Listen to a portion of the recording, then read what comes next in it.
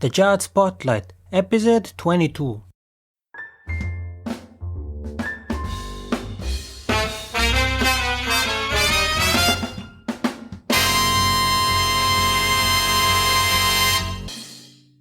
Hey everybody, what is up? Yanni Lunga here from thejazzspotlight.com and welcome to this final episode of the special edition of the Jazz Spotlight podcast with some of the stars of the Pori Jazz Festival 2014. Today I have a simply legendary artist here on the podcast. It's just a great day for the podcast. I'm really excited and I'm honored to have him on the podcast because he's one of my favorite bass guitar players, and I play some bass guitar, so it's just great to have him here on the show.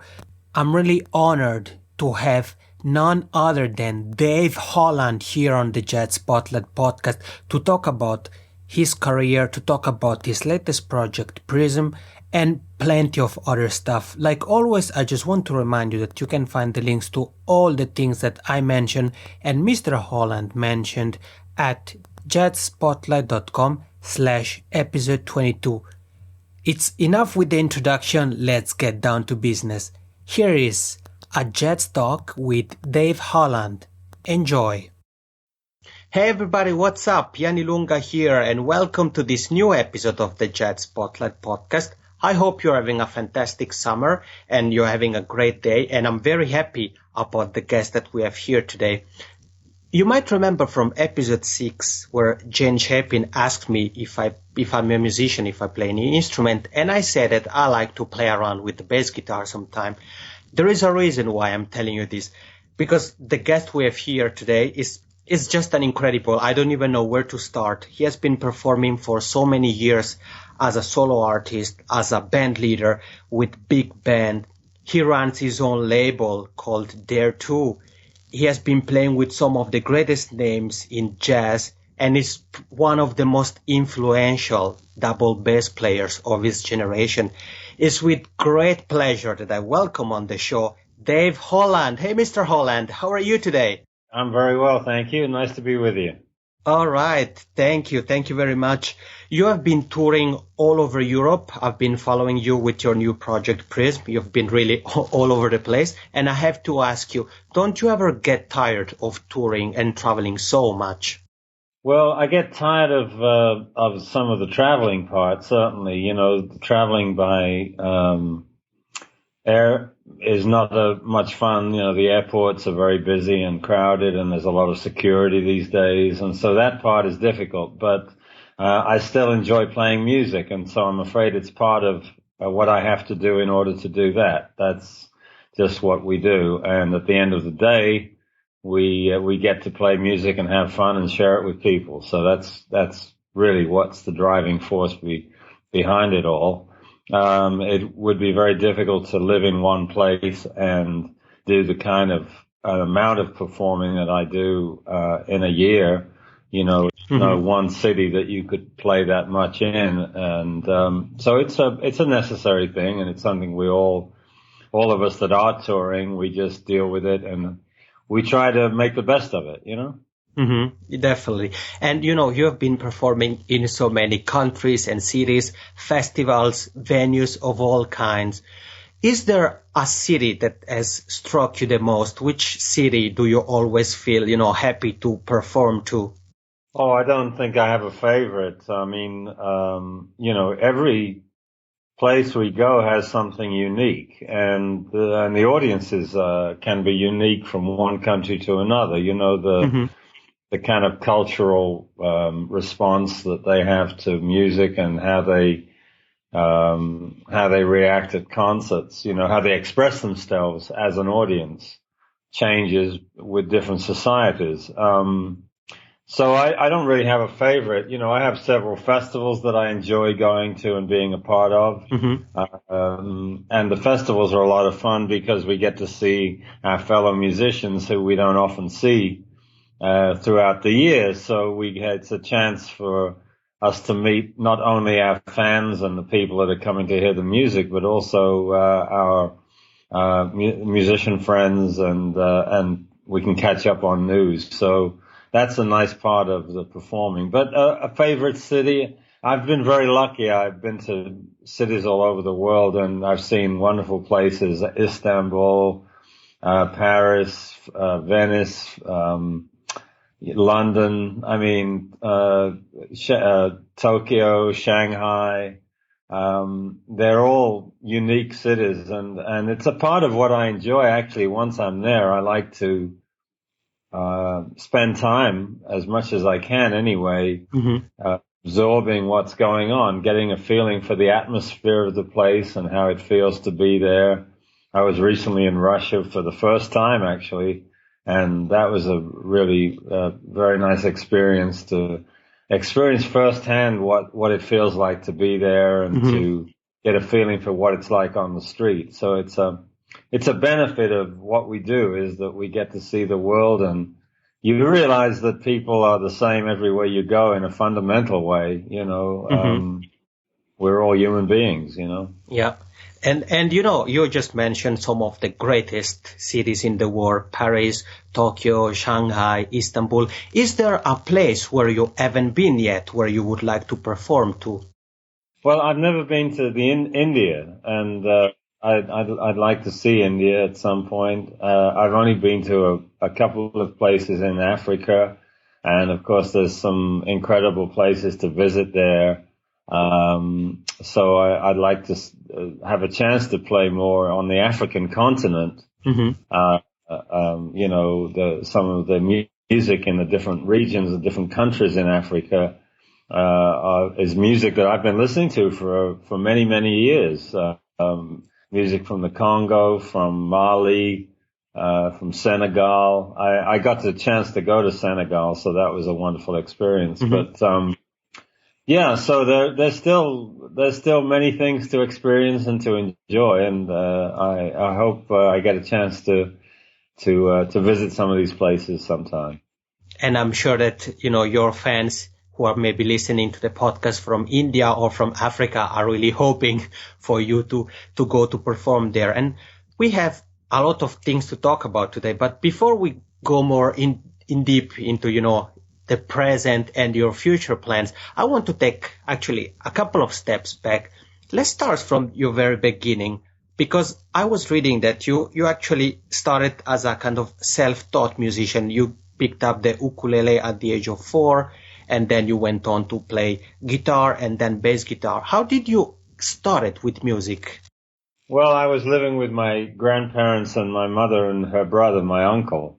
And uncle, nobody was professional musicians, but my uncle had various hobbies, and one of them for a short period of time was he bought a ukulele and learned to play a few chords on it. And I was about 4.5, 5 years old, and I was fascinated by it, and he taught me a few chords, things that he knew, and that started me off. And then I pretty much kind of went my own way with it. I had a book that I was learning from. It had tablature for the ukulele, and that was a starting point. I had a few piano lessons when I was about 7, but rock and roll was starting to come into my life when I was 9 or 10 years old, and I wanted a guitar, and that was my next step.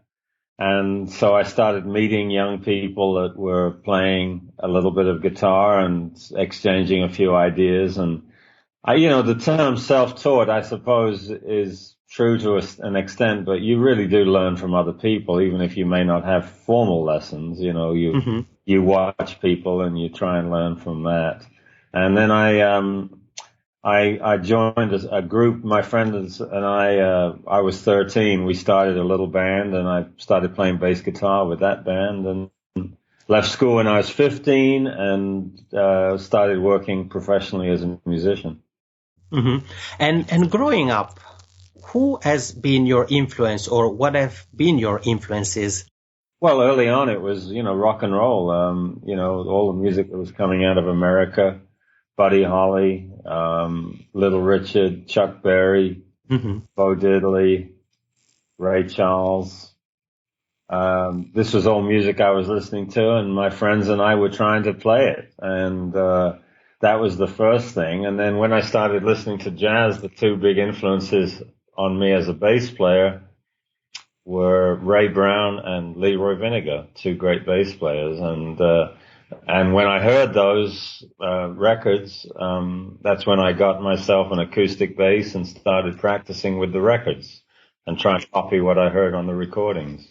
And after years of practicing and gigs, you became better and better. And at the end of the 60s, you performed with Miles Davis. And I would like you to tell us a little bit about those times. For example, is there a moment in particular that you remember with pleasure about those days?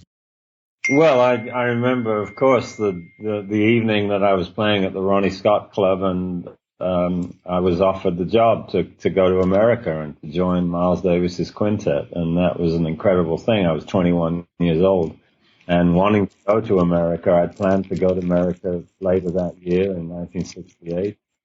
So it was just an incredible opportunity that came to me, and of course, the first nights of playing with the band and trying to figure out what was going on with the music. There was no rehearsals or anything, so I had to, get in there and start working and trying to learn what was going on.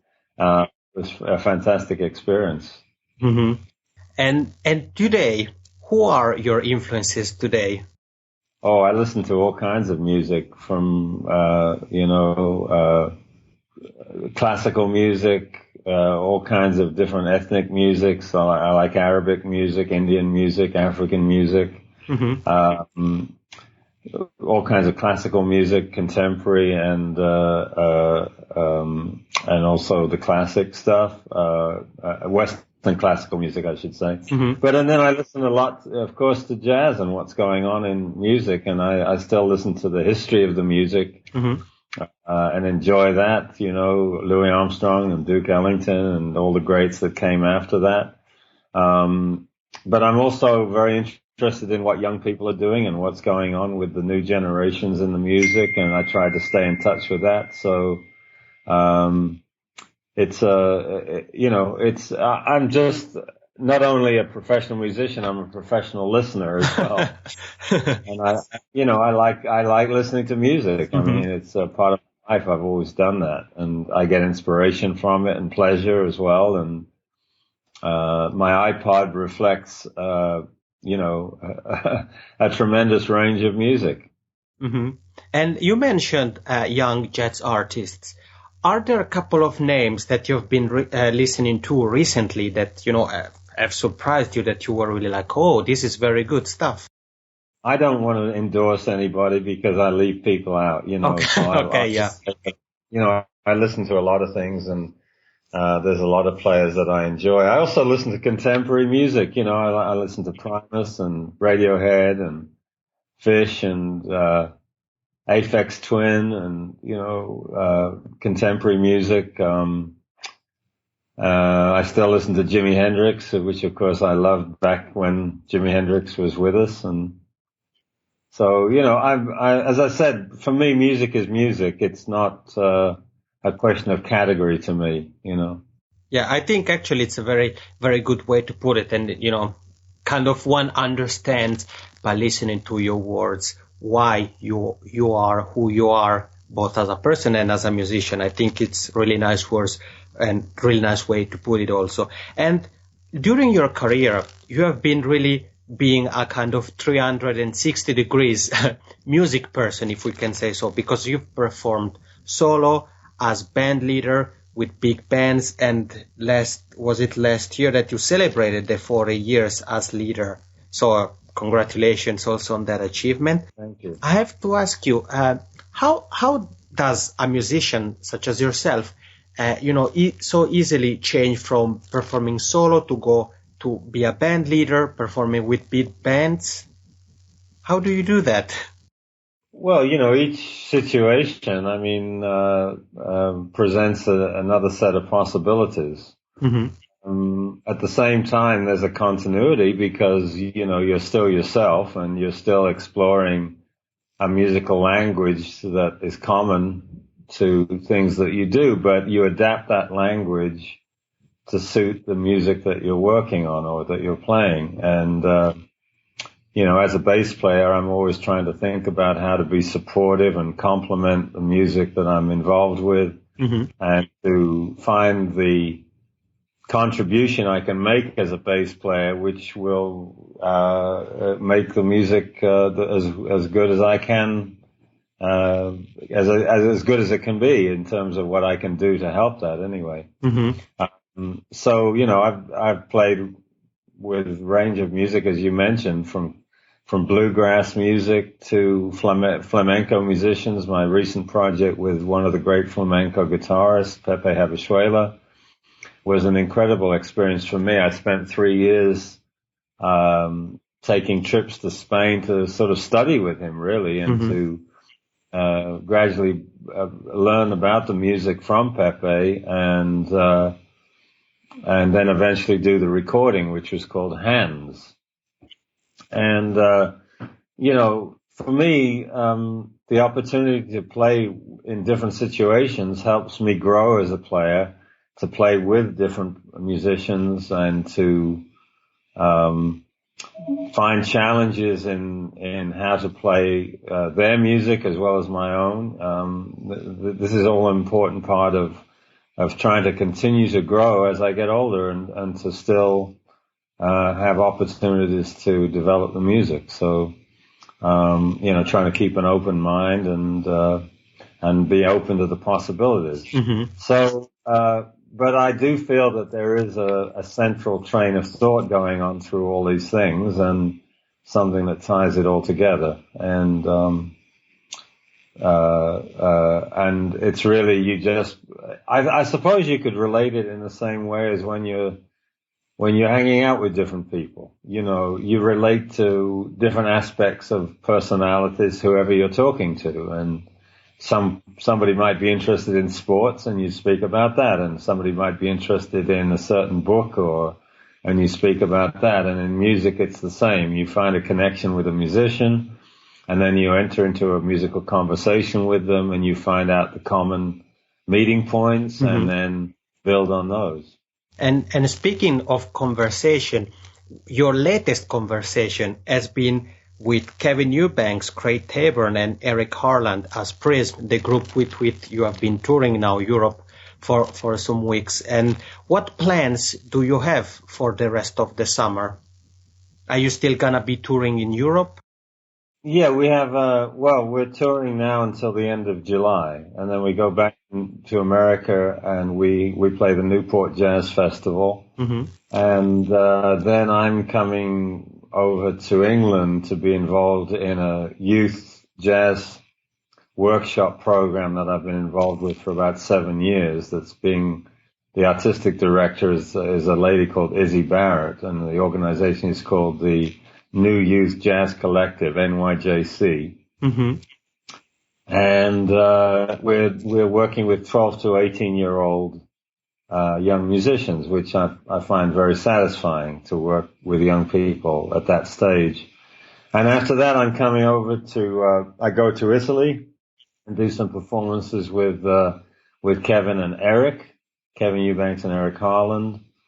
And then we go directly from there to the Chicago Jazz Festival and the Detroit Jazz Festival, and Craig Taborn will join us for those two concerts at those festivals. And then I'm taking a short break in September and part of October, and then I'll be coming back to Europe in November with Kenny Barron, the pianist. I've been performing with the last couple of years, doing some duet concerts with, and we've got a recording that's going to be released in September. All right, plenty of interesting stuff coming up. So, Dave Holland fans, keep your ears open and eyes open, because you never know. It might be that Dave Holland and Kevin Eubanks and Craig Taborn or Kenny Barron are going to be performing in your town. And I want to go for a moment to the educational part of your career, because you were talking about the workshop that you are artistic director for, and I want to ask you, now you work closely with young musicians. How is jazz today? Has jazz changed in these last few years? Well, I can't categorize it in one way. I mean, it's the music has always been the music has always been represented by individuals who are each, finding their own way. And so when you ask in which ways has it evolved, I mean, it's evolved in many, many ways. It's an inclusive music, and so it adopts all kinds of other kinds of musical languages, as well as the language that's inherent to jazz and the history of jazz. So it goes in many directions. But I will say this, that the more I listen to young players, the more I'm inspired about the energy and the emotional and the commitment that's being made by young players. That doesn't change, and they're taking the influences that they're living through and experiencing, and coming up with the new music that's going to be the future of our music. Mm-hmm. Yeah, and talking still about the present and these days, nowadays with social media like Facebook, Twitter, there is a more close relationship, at least in a way, between artists and music fans. What do you think about, like Twitter, for example, like in terms of the way you use it as a promotional tool? Is it something that you enjoy using, or is somehow a bit of an overwhelming tool in the sense that there are a lot of people, so a lot of tweets that go out every second? Well, I see it really as an extension of what's always happened, which is, after the gig, you meet some people that have come to hear the music, and you have some exchanges with them. And the only difference now is that we can do that on a global level, and the community that shares an interest in a particular music or musician can have some direct contact with that. And certainly I agree it can be a very useful promotional tool, but I use Twitter not just for promotion. Mm-hmm. I like to kind of have a narrative going on. I put up pictures of places that I'm at and events that are going on, and it's not just to say come and hear the concert. It's also to say this is what's going on, mm-hmm. what it's like being on the road. This is what happened today, that kind of thing. So I try to make it interesting, but and Facebook as well. Facebook is great because you can really put up videos and share things with people who are interested in your music. You can share things that maybe they're not aware of and that they haven't heard. Videos on YouTube that come from historical things and so on. Mm-hmm. So that's I find that very good, and I see it as sort of just a way of keeping in touch with the people who are interested and like the music, Mm-hmm. And of course it does serve some promotional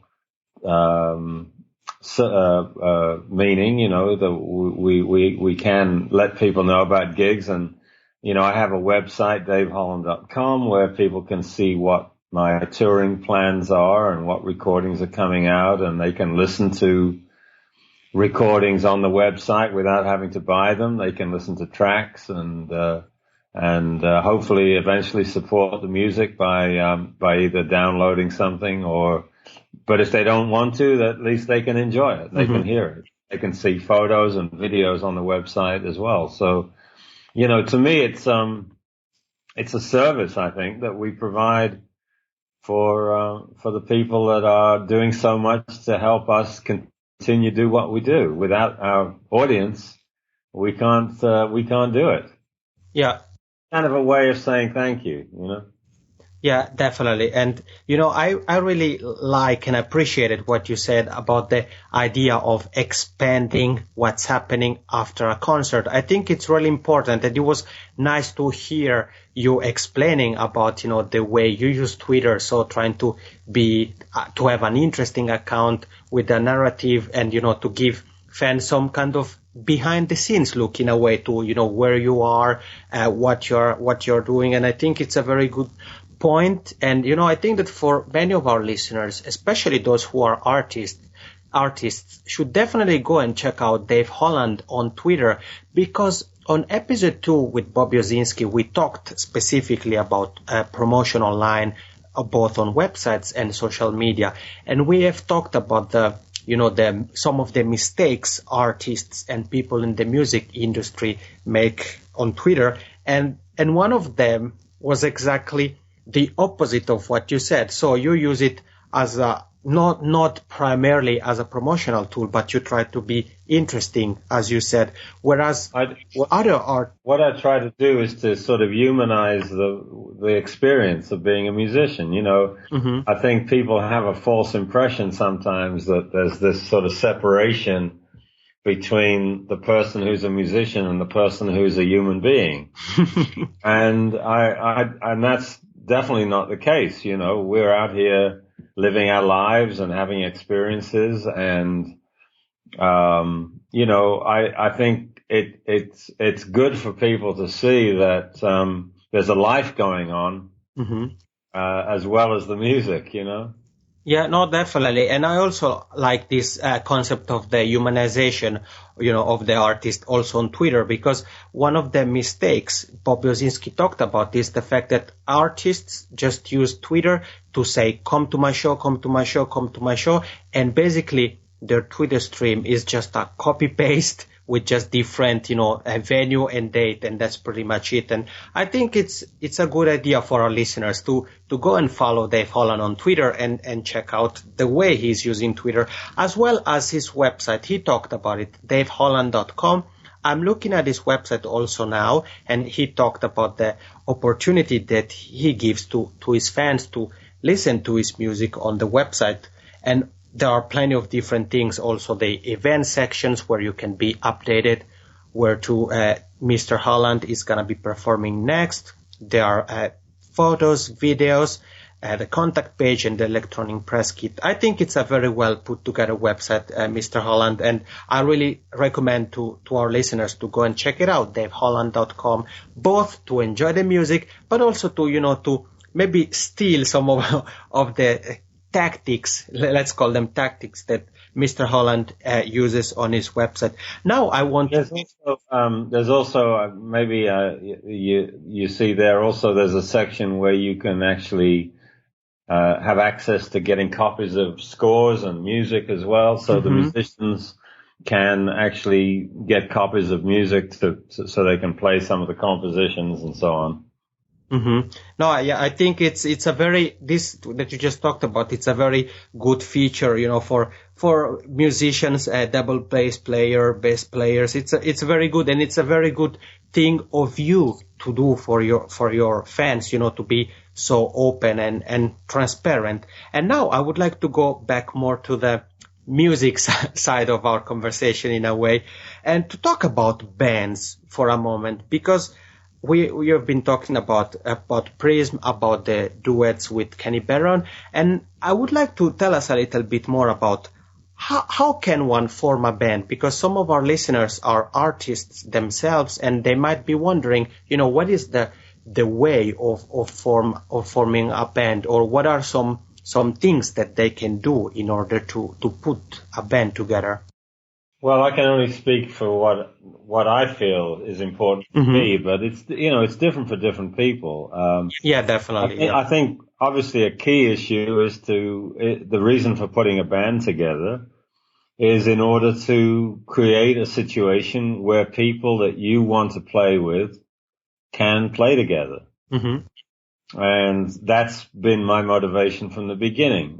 But in my case also, I always felt that a key component was that there was original music. Now, that doesn't have to be the case. You can have a band and have it be very satisfying and meaningful, and use compositions written by other people. That's no problem.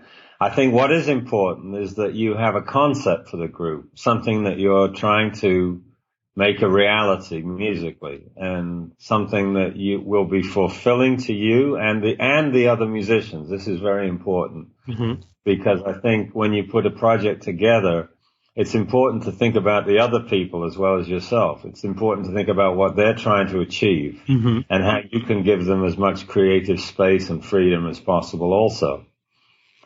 So I really, just basically through my musical experiences, meet people that I want to play with, and at some point, I end up putting a group together of people that I feel would be compatible and could pursue a particular direction in the music that I would like to take, and that I think they would also. Mm-hmm. And I try to work with the energy that's there, not to dictate what's going to happen in a sense, in an absolute way, but rather to think about it as kind of creating a platform for something to happen. Mm-hmm. But then, I don't always know exactly what's going to happen. I wait. That's something that's always interesting to me is, I have the idea, well, this could be a nice project. Let me see what happens. And we get it started and it will go in some directions that I would never have dreamed of, and that's wonderful. That's exciting. Mm-hmm. And, so that I think for me anyway, it takes a certain openness and, willingness to pay attention to what the elements are and what can be done, and to allow a sort of organic, natural development to happen in the band. Mm-hmm. No, those are very nice words, Mr. Holland, and about the openness, and also what you said that even to you, it still happened that sometimes you kind of don't know the direction in which the experience with the band is gonna go. I think it's very nice, this concept in a way to, not to be afraid of taking risks. They are not real risks, but No, you have to be willing to take risks, because life is meaningless without taking risks. Mm-hmm. Coleman Hawkins once said, if you're not making mistakes, you're not really trying. Mm-hmm. You have to, be prepared to fail sometimes in order to discover what can be done. Mm-hmm. And this is really part of the long tradition. Duke Ellington, put together an amazing band of musicians and worked with the elements that were there. Mm-hmm. He didn't tell everybody what to do. He just created a situation where they could do what they did already. Yeah. And when John Coltrane joined Miles Davis's band, at the beginning he kept asking Miles, what is it you want me to do? Mm-hmm. Miles just kept turning his back on him and walking away. And so Coltrane for a while was a little, concerned what was going on. And then he said, I suddenly realized that it was my job to figure out what I was supposed to be doing. Mm-hmm. That I shouldn't be looking to Miles to tell me that. Mm-hmm. That's, to me, was one of the great things about Miles Davis, was that he knew that what was important was to tap into the creative resources that are available in the musicians that worked with him. Mm-hmm. Was a very interesting anecdote, and also hilarious to some extent. But again, you're saying very wise things, and I'm sure that the listeners that are listening to the podcast, especially those who are musicians, can really benefit from this kind of advice. And also another question that I have for you: many kind of up and coming artists or young bands often try to find prominent artists to perform with, or to be opening bands for, also to increase their reputation and their following. What advice would you have for those kind of young artists? Like, how can they approach musicians such as yourself and to try to have a collaboration? Yeah, I don't think that usually is the case how things work. I think how things work is that you work on your music. Mm-hmm. You let that take care of it. Mm-hmm. There is, of course, some value in taking some responsibilities for the business side of things. Mm-hmm. But, I don't think that in the music community that it's usual that a musician will go to somebody who is already established and say, how can I get on a concert that you're playing, or things like that. You wait to be invited. Mm-hmm. And you make your recordings and you do your music and you try to take the opportunities that are available to you and make the most of them, and hope that will get some people interested in what you do, and one thing leads to another. In my case, it was not a quick process. It took some time. Of course, yes, I played with Miles Davis when I was 21, and that was an amazing thing.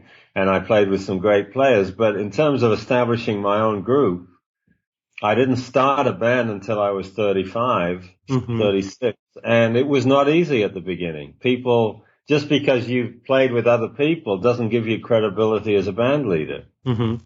And promoters are not going to take a chance on booking you, even in a club, unless they feel that they have a chance of selling tickets with your name on the front of the club. So it's something that has to be worked on slowly. And of course, yes, there are some young musicians who do have success quite relatively early as band leaders. That's the case, but it's not always. Mm-hmm. And for me, I was always thinking that I just had to take care of the music as much as I could, and to take as much responsibility as I could in the business without, obviously being too pushy or aggressive, because that's not appreciated either, Yeah. So but I always feel that the music should speak for itself. Mm-hmm. If the music has value and if people like it, then you'll eventually have a chance to perform it. Mm-hmm. No, yeah, definitely. I totally agree with you. And I think it's really important for all the artists who are listening to us at this very moment to invest in themselves and in their music, like you just said. And for sure, also to keep in mind that, like many things in life, also music career, it's a marathon. It's a process. It's not something that, it's not a sprint, to use a metaphor. So we have been talking about many things about your music, a little bit about the teaching aspect of your career. And I would like to wrap up this episode with a question about your business as a label owner. You have launched your label back in 2005 there too. So can you tell us a little bit about that? How did you come up with the idea and the will to start your own label? Well, I'd wanted to have ownership of the recordings for quite some time, and I discussed the idea of perhaps leasing the recordings to ECM, who I recorded with ECM for over 34 years, I think, and had a very, very, productive relationship with ECM. Mm-hmm. But I felt that there was a point where I would like to start to have more control over when and how the recordings were done. In terms, I'm not talking about the music, because ECM always gave me complete artistic freedom. Mm-hmm. But I'm talking more about when to schedule the recording, when to schedule the release, what the cover would look like, how the promotion would be done, all these different things. And as I said, also that the recording would belong to me and my family, because in the normal recording relationship with a record company, you pay for all the recording costs out of your royalties, and you pay for all the musicians' fees and everything. But at the end of that, the record company owns the recording. And to me, that's always seemed like, when you buy a car, you pay for the car, but then at the end of paying for the car, it belongs to the car company. Mm-hmm. And that, so that never quite felt right to me. And there's been musicians before me like Charles Mingus, Horace Silver, Duke Ellington, and Max Roach, and many others who made attempts, and in some cases were successful in having more independence in that respect. Mm-hmm. And so, I'd wanted this for many, many years. And as I said, discussed with ECM the idea of leasing the recordings, in which case they would license them from me, but they would still belong to me. But the ECM was not really interested in doing that. And so in 2003, I saw an opportunity to start the label and made the first release on it, which was the big band album called Overtime. Mm-hmm. It was the second big band album. The first one was on ECM and it won a Grammy. And the second one was already recorded. By that time, I was doing the whole production myself for ECM and paying for it. Mm-hmm. And then they would reimburse me the cost. So I'd already paid for the second big band album. And at that point, I thought, well, listen, it's all paid for. Let me just see if I can put it out. So my manager approached Universal France with the idea of licensing it Mm-hmm. from a company that we would start, which was Dare 2 Records. And that's how the label started. The first 3 records were under licensing agreement with Universal France. Mm-hmm. And then I got my own distribution connection in America and digital distribution, and of course with iTunes as well. And I just saw the timing was good as well because of the growth of the internet Mm-hmm. and changing methods of buying music and people accessing music. I just saw that to be a good timing and good opportunity for me to do it. So I've only been recording my own music. I didn't want to take on the responsibility of promoting and distributing other people's recordings because I felt that was too much to take on. But we've had, I think, 8 releases so far. With this last record, Prism, and I've got several digital releases that are going to be happening, which is something in the future I'm going to be doing more of, things that are only digital releases. We already have 2 on the label already, and I've got a lot of live recordings that I've been doing with my own recording equipment and a sound engineer. Mm-hmm. They're all archived, and we've got all kinds of things that are they're ready to be mixed and can be released in the future. So that's my plans. Very, very, very cool things to hear. And for those who are listening who would like to learn more about Dare 2, you can actually go to daveholland.com/Dare2, where you can find more information about the label and also the list of the records that has been released under the label so far. Mr. Holland, thank you so much for being with us today, for telling us more about yourself, about your music, and about your label, and for giving us some wise words and some very useful tips for all the listeners of the Jet Spotlight podcast. Thank you very much. It was very nice talking to you. And send me a link to your podcast, and I'll make sure that I post it on Facebook and Twitter. Definitely. Thank you. All right. Thank you very much. All right, we are back. First thing first, Mr. Holland, thank you so much for a great interview. I really appreciate you being on the podcast. It means a lot. Thank you, thank you, thank you. And also a big thank you to all the guests of this special edition of the Jet Spotlight podcast. Pierre Chrétien of the Soul Jazz Orchestra, Kevin Eubanks, Mark Carey, Jose James, Zara McFarlane, and Jamie Cullum. Thank you very much. I really appreciate you being on the podcast. And a big shout out also to the Porridge Jazz Festival, the organizing team of the Porridge Jazz Festival. And a big thank you also to Matti Laipio, who helped me coordinating the interviews. Matti, if you're listening to this episode, thank you very much. I had a great time in Pori. So this is the last episode of this special edition of the podcast, but I have a big news for you. The podcast is gonna continue. And guess what? Another great guest is coming on the podcast next week. I'm not gonna give you any hint this time. If you want to learn more, you have to wait just a few days and then go to thejetspotlight.com/episode 23. I'm Yanni Lunga, and this is the special edition of the Jet Spotlight podcast. Thank you for listening and have a great day.